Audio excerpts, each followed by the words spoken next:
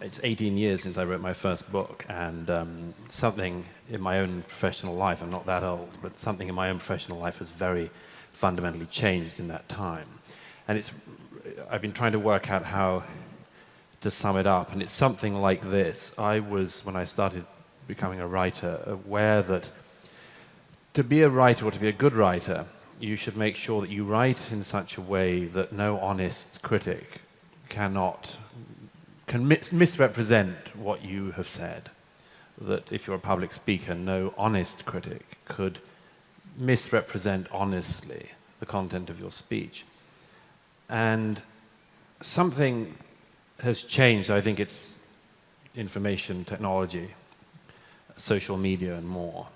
Something has changed in the last couple of decades to get us to the situation I would now summarize as everyone who writes and speaks in public has to write and speak in a manner that ensures that a dishonest critic couldn't dishonestly misrepresent what you've said, which basically cannot be done. It's an almost impossible task. And I try to resist this as a writer and try to continue to say what I think, but even I'm aware of occasions when I might shave something off. An example. Self-censor? Yeah, I mean, there's an example, let me give you one just quite recently. Some years ago at a friend's memorial service, a great son of this country, Barry Humphries, was giving a eulogy, and he read a poem, and it's one of the only times I've burst out laughing at a memorial service. Barry Humphries read this poem that our late friend had wanted him to read, and it was an E. E. Cummings poem, and it was sort of 4 lines, and it made no sense. And all of us sitting in the congregation were sort of... Anyhow, Barry Humphries read these 4 lines, and then at the end said, "I've no idea what that poem means." But he said, if there's anyone here who does understand and can tell me, I will give them a box of black magic chocolates.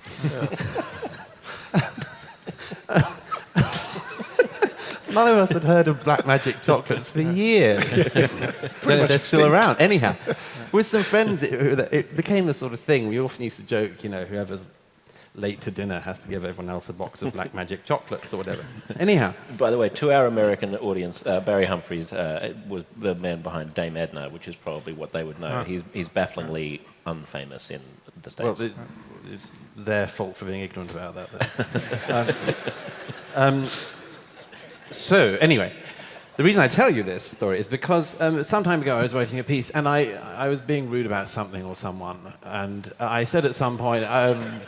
and I give a box of black magic chocolates to whoever can come up with the answer to this. And I just realized, first of all, not everyone was in on the joke, obviously. Secondly, it was sort of fun enough, but the main thing was I suddenly thought there's just no point in saying black magic chocolates.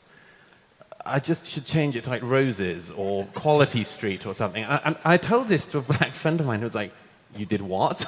And I was just like, well, I just thought, like, somebody might think, why would he choose black magic chocolates? There's something sinister about that. And I just thought, why risk any hassle? So I just threw in Quality Street or something.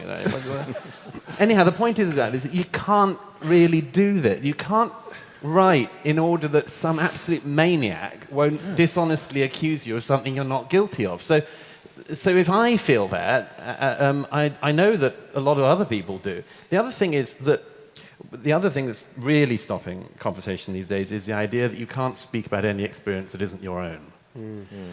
The sort of breakdown, the identity politics reduction, which means unless you're a woman, you can't speak about anything to do with women, unless you're a man, et cetera, unless you're this color, you can't talk about that, unless you're this religion, you can't talk about that, unless that's your sexual practice and orientation, you can't talk about that. Which just, it's forever cutting off conversation which actually is connected to all of us. We're not these weird subsections. We're also a society. We're also communities beyond that kind of breakdown. And this is making almost all discussion very difficult. And it comes back to what Majid just said, which is the cost of entry is being made too high for most people. That's my general view. Yeah. If somebody watches what Majid has put up with in the work he's done, like, why would you do that? Why would you get into that? It happens to be one of the most important things you could get into, but why would you put up with that crap? you could go off and do something else. And this is one of the great successes of the people who've pushed back against magic, who've pushed back on all of us in some way.